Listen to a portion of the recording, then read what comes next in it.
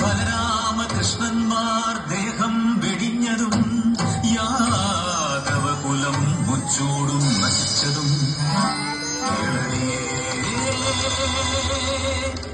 കേളടിയേ ദിന ദിന ദിന ദിന ദിന ദിന ദിന ദിന ദിന ദിന ദിന ദിന ദിന ദിന ദിന മുസലോ പമാത്ത എന്ന് தெரியாதா ഒലക്ക ഇരുമ്പൊലക്ക വീണത്രേ. മഹാഭാരത യുദ്ധം കഴിഞ്ഞു, കാലം 36 തികഞ്ഞു. ദ്വാരകപുരിയിലെത്തി മാമുനി വിശ്വാമിത്രനും കണ്വനും മുനിമാരെ കണ്ടപ്പോൾ യാദവരിൽ ചിലർ പരിഹസിച്ചിടുവാൻ നിലച്ചുകൊണ്ട് പെൺവേഷം കെട്ടിച്ചു ഗർഭിണിയെ പോലെ സാമ്പനെ മുന്നിലായി കൊണ്ടുചെന്നു. ചൊന്നാലും മുനിമാരെ പൂർണ്ണ ഗർഭിണിയാകും ഇവളുടെ സന്തതി ആണോ പെണ്ണോ? കാലങ്ങൾ അറിയുന്ന മാമുനിമാർ പരിഹാസ ശരമേറ്റ് കോപാന്തരായി യാദവർക്കായി ശാപം ചൊരിഞ്ഞു. ഈ ഗർഭിണിയാം സാമ്പൻ പ്രസവിക്കും ഒരു ഇരുമ്പുലക്ക, യാദവകുലം മുഴുവൻ അതുകൊണ്ടടിച്ചു മരിക്കും. നാളേറെ ചെന്നില്ല, സാമ്പൻ പ്രസവിച്ചു അത്യുഗ്രമായൊരു ഇരുമ്പുലക്ക. രാഗി പൊടിച്ചവർ ഇരുമ്പുലക്ക പൊടിയാക്കി കടലിൽ കലർത്തിയത്രേ. രാഗാൻ കഴിയാതെ വന്നൊരച്ചറുകരി കടലിൽ എറിഞ്ഞവർ തിരിച്ചു വന്നു.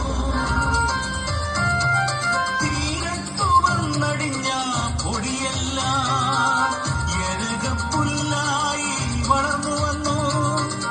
ഇരുമ്പിൻ ചെറുതരി വിഴുങ്ങിയ ഒരു മത്സ്യം ജരയെന്ന വേടന്റെ ചുണ്ടയിലാണ്. ഒളിച്ചപ്പോൾ കണ്ട് ഇരുമ്പെടുത്ത വേടൻ അമ്പിൻ തുമ്പിലെ മുനമ്പാക്കി.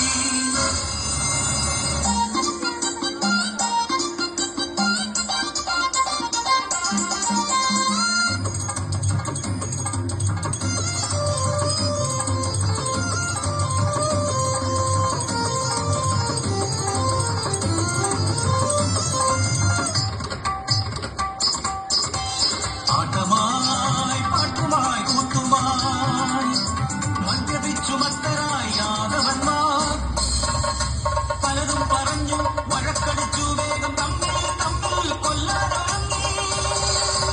ആയുധമില്ലാതെ വന്ന നേരം ക്ഷണം എരകപ്പുല്ലവർ പറിച്ചെടുത്തു. കഷ്ടം മഹാകഷ്ടം മാറുന്നു പുല്ലനെ ഉലക്കയായി. ആഞ്ഞടിച്ചു പരസ്പരം കൊന്നുവീഴ്ത്തി. യാദവകുലം തമ്മിൽ തല്ലി മരിച്ചു. ഏനായി കൃഷ്ണൻ കാട്ടിലലയവേ ഇരയെന്നു കരുതി ജരയെന്ന വേടൻ ഇരുമ്പിൻ മുനവെച്ചോരം ചെയ്തു കണ്ണനെ. ആ കഷ്ടം ഭഗവാനും മരിച്ചു വീണു. പിന്നെ വാലിലേക്കുയർന്നു ലക്ഷ്മിയുമാ. ஐயா அம்மா அத்தா புரிஞ்சுதா?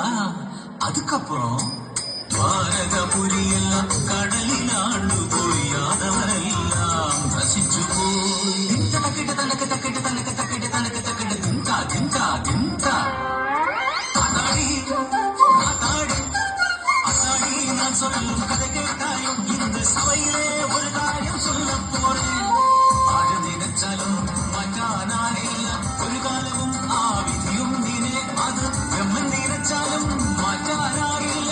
എന്നുമറിയണം സഭയങ്ങിനെ, എന്നുമറിയണം സഭയങ്ങിനെ, എന്നുമറിയണം സഭയങ്ങിനെ.